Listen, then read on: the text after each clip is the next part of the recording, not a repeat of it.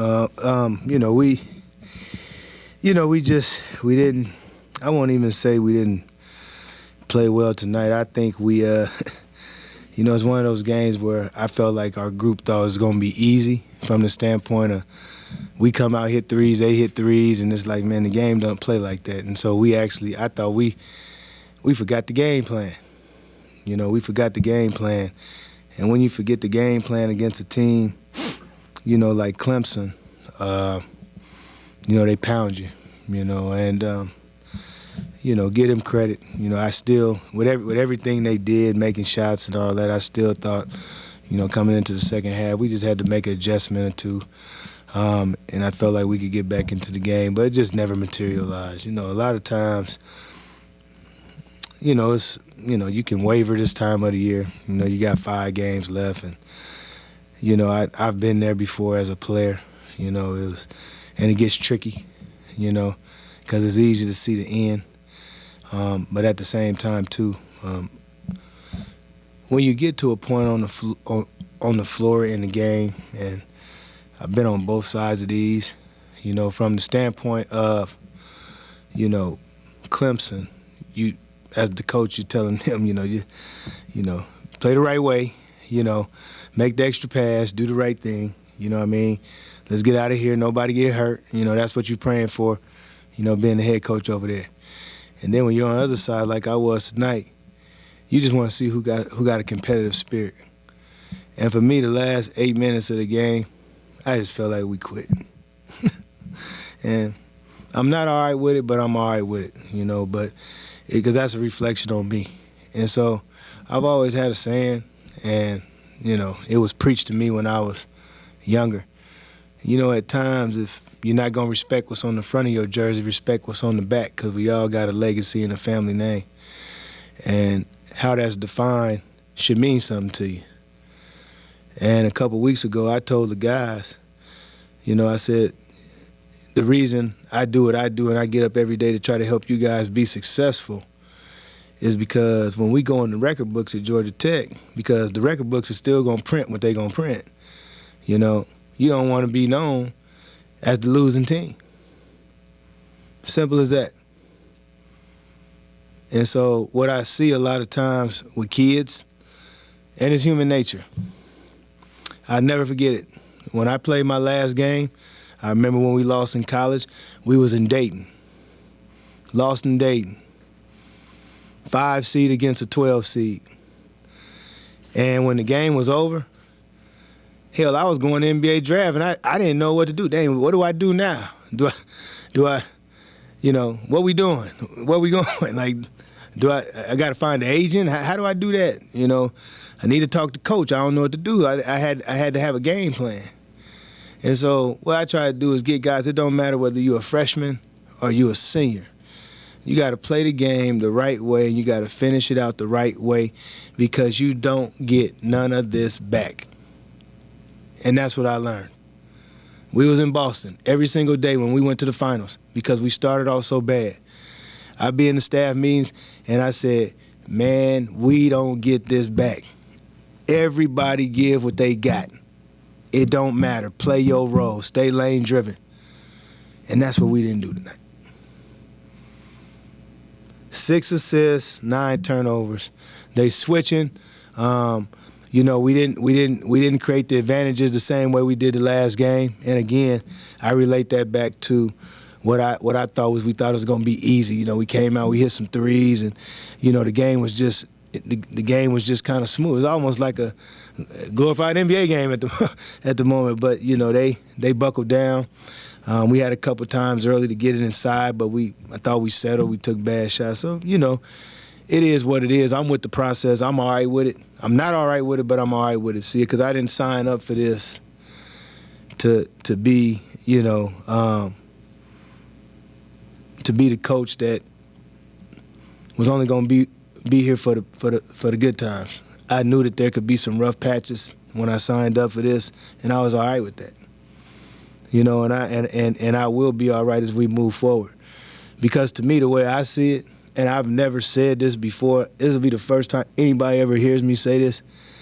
When I get my guys up in here, it's going to be different. I'm just telling you. And I'm all right with saying that because my type of guy, whether he making a bucket, whether he's not making a bucket, he's going to have pride in playing for the front of the jersey and the back each and every day.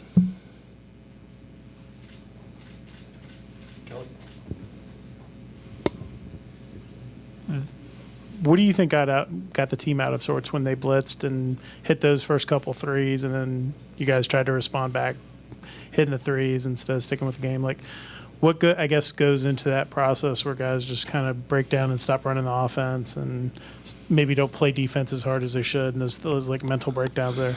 Well, when you play games like how we played tonight against teams that we did, they essentially did the same thing they did, against us, and we adjusted at Clemson. They switched ball screens. We came out of the corner. We threw it in the by, and he made plays. The one thing about By, I think, he's inconsistent, but I think he's young and he's a freshman. And, as much as I say it's all right, because he's going to learn. He's not going to be that way next year. He won't be that way. But the thing about it is you took bad shots. I can point out a bunch of bad shots that we took because I think we thought the game was going to be easy. Like we got lulled to sleep. They rocked us to sleep, what I like to call it. And then next thing you know, you look up, it's 19-9. It was 9-9, and it was 19-9. And then we kind of was going back and forth, and we never recovered. I'm always an adjustment guy. Everybody in here knows what I say. Threes beat you, twos don't. I know they went into halftime, and Hall and Shefflin were 3 for 3 piece. But I was all right. We could make that adjustment. There's a lot of game left. I mean, one stop, one score. You go back at that's how you got to play the game. But I just thought we never got into a rhythm. We lost our rhythm by taking a bunch of bad shots in the first half. And it started early, and we never recovered. And I always say this as well. Because with the naked eye, most people don't understand what I'm saying. It's hard to beat a big man off the dribble. It's actually harder than what people think. The numbers say it never works. And if you're a really good guy and you're a dude, you can do it. But the reason I do a lot of passing and cutting and try to get guys involved in the hit-unders and the pocket pass, because we don't really have that team. And I think at times our guys take it personal instead of taking it as, man, that's how we going to be good. That's how we going to be good. And so that's what I think happened. And hey, you had games like this. Again, I told our guys as we move forward, we're playing teams that, for the most part, are trying to play for something. So we got to make a choice.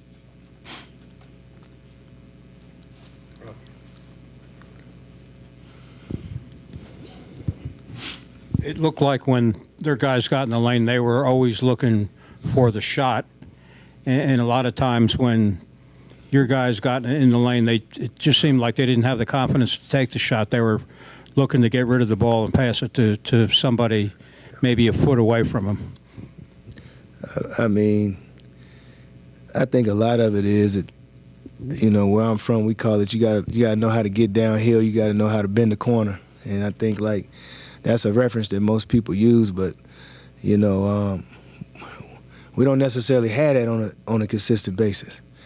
And again, that's why I try to keep the court space. That's why I try to pass and cut. And when we don't do that, we look crazy.